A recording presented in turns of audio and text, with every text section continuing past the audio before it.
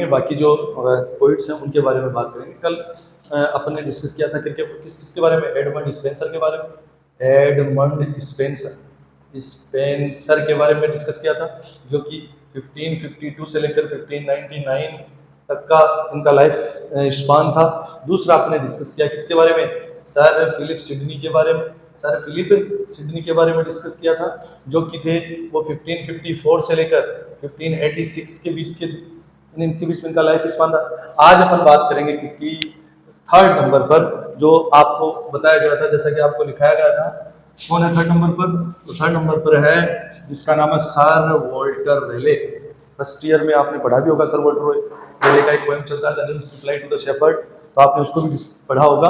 तो आज अपन किसके बारे में डिस्कस करेंगे, सर वॉल्टर रेले के बारे में डिस्कस करेंगे। सर वॉल्टर रेले, ओके, सर वॉल्टर रेले। सर वॉल्टर रेले वैसे इतना बड़ा पॉइंट तो नहीं है, लेकिन इसने एक दो काम ऐसे कर दिए जिसकी वजह से इसको पढ़ना पड़ता है। तो देखो सर वॉल्टर रेले हैं वो 52 के में तो इसका जन्म हुआ था, और इनकी मृत्यु हो गई थी वो 1680 में हो गई, यानी 1552 से लेकर 1618 तक का इनका जो लाइफ स्पान है वो अपन को देखने को मिलता है। एलिजाबेथन एज में ये 1552 से लेकर 1618 तक ये स्टैंड करते थे। अब देखो इनके कोई खास वर्क नहीं है, लेकिन फिर भी अपन डिस्कस कर लेते हैं। एक तो इनका है 1592 का वर्क, 1592 का वर्क है द लाइफ, बस नाम ही वो, इतना याद कर लेना कि द लाइफ किसका है, सर वॉल्टर रेले का है। और इसमें कोई पूछा जाए तो इसमें क्या है, इसमें 13 स्टेंजाज बस बहुत है। द लाई है वो वर्क किसका, सर वॉल्टर रेले, कब का, 1590। क्या है इसमें, तो 13 सोनेट्स। एक आपकी जो पोइम है वो देख लो, देखना चाहो तो the nymph's reply to the reply to the shepherd ये। अब कहोगे सर ये निम्फ रिप्लाई किसको दे रही है तो ये भी याद कर लो, ये भी आपको देखना है कि क्या है क्या नहीं है। तो एक वर्क था कौन सा, the passionate shepherd to his love, Christopher Marlowe. एक पोइट हुए क्रिस्टोफर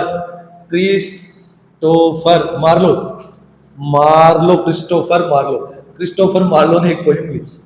मार्लो, इन्होंने भाई साहब ने एक पोएम लिखी जिसका नाम था क्या था, जिसका नाम था, क्रिस्टोफर मार्लो की बुक थी, क्या थी, the passionate shepherd to his love. तो यहाँ पर ये जो पैसियोनेट शेफर्ड है ये कुछ बातें कहता है, किसको, निम्फ को कहता है कि आओ हम ऐसे करेंगे, यहाँ घूमेंगे, है ना।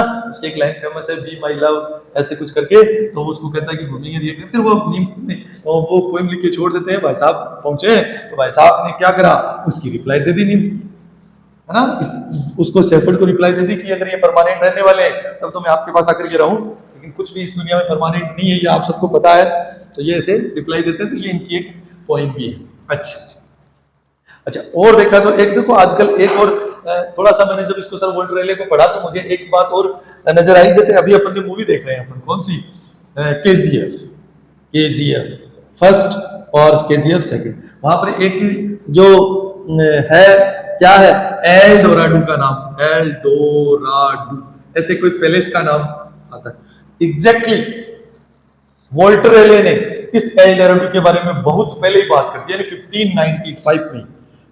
और वो भाई साहब सर वॉल्टर रेले था ना, वो क्या था, डिस्कवरर था, ये इधर उधर घूमता रहता था। तो एक बार तो इसने जो क्वीन थी एलिजाबेथ थी, उसकी जो साथ वाली थी, उसकी कोई दासी वासी होगी, उसको भाई साहब बुला के ले गए, उससे शादी वादी कर ली, फिर जब मर गए तो वापस आ गए। और फिर ऐसा कहते हैं कि जब एलिजाबेथ एक्सपायर हो गई तब इसका गला काट दिया गया था। ये बहुत ज्यादा वैसे देखा जाए तो कुपेड़ी आदमी था, पता ही है जैसे चल ही रहा है। इन्होंने एल डोराडू को 1595 में क्या कर लिया था, डिस्कवर कर लिया था। और इनकी बुक जो इसके नाम पर जो बुक लिखी उसका नाम था द डिस्कवरी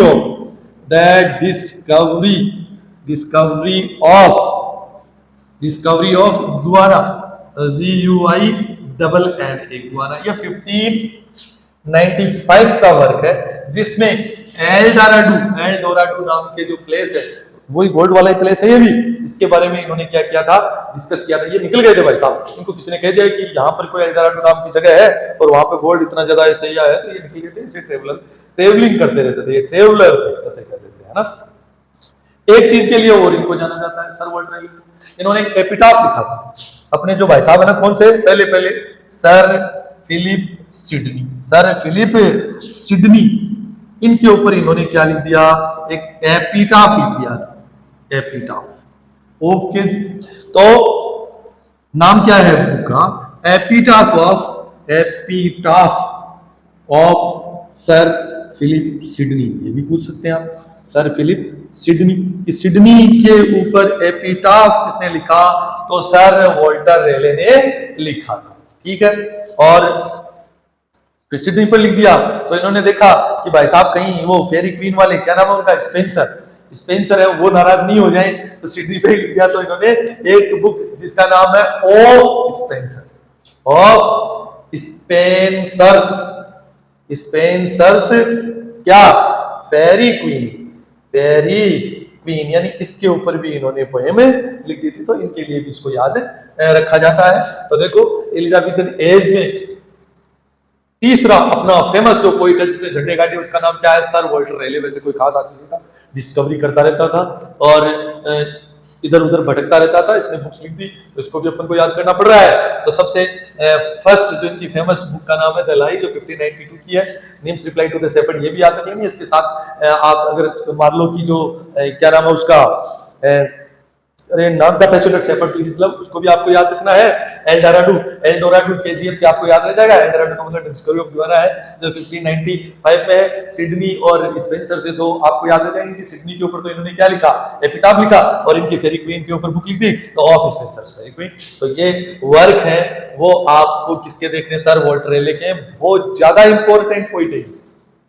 ये कम नहीं है, एग्जामिनर देखता है कि इसकी तरफ किसी का ध्यान नहीं जाएगा, बड़े बड़े कभी कभी इसके ऊपर क्वेश्चन पूछ ही लेता है, तो इसको भी आपको अच्छे से देख लेना। ओके, अब देखो क्या, अब अपन बात करेंगे किसकी, नेक्स्ट अपने जो पोइट है वो अर्ल, ठीक है। ये दो अर्ल एलिजाबेथन पोइट्री के फेमस हैं, अर्ल ऑफ सरे और earl of Dorset. Earl of सरे कौन है, हेनरी होवर्ड, और उसका है थॉमस सकविल। ओके जी, तो अब बात करेंगे अपन किसकी, थॉमस सकविल की बात करेंगे, थॉमस सकविल की बात करेंगे। आप इसको अर्ल ऑफ डोरसेट, आप इसको अर्ल ऑफ डोरसेट भी कह सकते हो, ओके, क्योंकि ये डोरसेट के भाई साहब क्या थे, अर्ल थे। इनका लाइफ स्पान कल ही मैंने बता दिया था, इससे पहले वाली जो क्लास थी उसमें मैंने बता दिया था कि इनका लाइफ स्पान कब से कब तक है, बताओ देखें कब से कब तक, बताओ कब से कब तक, कल वाली क्लास में बताया था। तो 1536 से लेकर 1608 तक का टाइम मैंने एलिजाबेथन जो एज है उसमें किसका बताया था, अर्ल ऑफ डोरसेट या थॉमस सकविल का बताया था। ओके ठीक, अब देखो इनका वर्क, इनका पहला वर्क आता है वो 1663 में आता है। कब आता है, 1663 में, फेमस, जो उससे पहले भी इसने लिख दिए होंगे, लेकिन 1663 का जो मिरर ऑफ मैजिस्ट्रेट्स वर्क है वो इनका क्या है, इंपॉर्टेंट वर्क है, तो इसको अपन लिख लेते हैं, मिरर ऑफ, देखो मिरर की स्पेलिंग तो MIRROR है, लेकिन ये पुरानी वाली है, इसकी स्पेलिंग ये है, mirror of magistrates, mirror for magistrates, इसमें क्या है, ये मैजिस्ट्रेट्स है ना, इनका मिरर, इनको मिरर दिखाया गया है। पोइम है जो एलेजिक भी है और कैसी है, यानी आप इसको कह सकते हो कि ये जो इसकी स्पिरिट है, इस पोइम की जो स्पिरिट है वो कैसी है, तो एक तो ये राइम रॉयल में लिखी गई है, राइम रॉयल इसमें लिखी गई है, एक इसमें मेलैंक्लिक पोइम है, मेलैंक्लिक पोइम है, एक एलेजिक पोइम, यानी ये इसकी स्पीड में आप देख सकते हो, ये मैंने एक्स्ट्रा बताया है, हालांकि ये कोई जरूरी नहीं है, या आपको सिर्फ इतना याद रखना है कि मिरर फॉर मैजिस्ट्रेट्स किसका है, तो थॉमस सैकविल का है, और कब का है, 1663 का। ओके जी। अब देखो थॉमस सैकविल, एक था जो एक और था जिसका नाम था इसी एलिजाबेथन एज का था, Thomas Norton. Thomas Norton, Thomas Norton, Norton. तो सकविल जो भाई साहब हैं, इन्होंने इसके साथ एक कोलोबरेटिव वर्क भी लिखा, कोलोबरेटिव वर्क भी लिखा, कोलोबरेटिव वर्क भी लिखा, कोलोबरेटिव, कोलोबरेटिव वर्क भी लिखा, वर्क लिखा, जिसको आप रिवेंज ट्रेजेडी कहते हैं, रिवेंज ट्रेजेडी कहते हैं, ट्रेजेडी। ओके, अच्छा जी, एक रिवेंज ट्रेजेडी से मेरे एक चीज ध्यान में, रिवेंज ट्रेजेडी का फादर, इसका रिवेंज ट्रेजेडी का फादर किसको कहा जाता है, रिवेंज ट्रेजेडी का, यानी रिवेंज ट्रेजेडी का बाप किसको कहा जाता है, तो टॉमस किड को। टॉमस किड को जानते हो ना बच्चों, टॉमस किड कौन था, अरे टॉमस किड अपने यूनिवर्सिटी वीट्स में था ना, अरे ओ बावड़ी पूछिए को कोई यूनिवर्सिटी में पढ़े भी को नहीं, फिर भी को नाम यूनिवर्सिटी वीट्स में आवे, जो कौन है टॉमस किड। और टॉमस किड का जो टॉमस किड को क्या कहा जाता है, the father of revenge tragedy कहा जाता है। तो इन्होंने दोनों ने, नॉर्टन और सकविल ने एक कोलैबोरेटिव वर्क लिखा जिसका नाम था the tragedy of, the tragedy of Gorboduc. Okay, अच्छा, इसको केवल आप गोरबोडक भी कह सकते हो, गोरबोडक भी कह सकते हो। अच्छा जी, गोरबोडक ही नहीं, बोले सर इसका एक नाम और है, एक नाम और है बच्चों, और एक नाम और कौन सा है, तो वो है, इसके दो बच्चे थे गोरबोडक के, एक तो फोरेक्स, फोरेक्स एंड पोरेक्स, पोरेक्स ये थे। तो इनके ऊपर भी इस बुक का नाम आता है, कई कई लिख देते हैं द ट्रेजेडी ऑफ गोरबोडक भी लिख देते हैं, कई केवल गोरबोडक भी लिख देते हैं, और कई क्या लिख देते हैं, पोरेक्स एंड फोरेक्स एंड पोरेक्स भी इसका नाम बताते हैं। तो आपको तीन नाम मैंने आपको बताए, कोलैबोरेटिव वर्क है किसके साथ, नॉर्टन के साथ, नाम है द ट्रेजेडी ऑफ गोरबोडक कह दो, चाहे केवल गोरबोडक कह दो, चाहे फोरेक्स एंड पोरेक्स कह दो, चाहे आप इसको कुछ भी कर। अच्छा, ये बात इन तीनों में से ये वर्क कब का है, तो ये 1561 का है। इन्होंने दोनों ने कोलैबोरेटिव काम कब किया, 1561 में किया था। अच्छा, तो जो सकविल है उनका और नॉर्टन का जो कोलैबोरेटिव और गोरबोडक, अच्छा गोरबोडक के बारे में मैं एक छोटी सी बात और बता सकता हूं आपको, और वो क्या है इधर बता दो।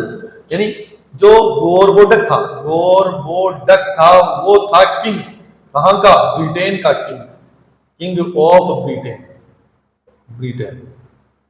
ओके, अच्छा, तो इसमें एक और कैरेक्टर है विडेना, विडेना ये थी इसकी क्वीन, अरे इसकी क्या थी, क्वीन थी।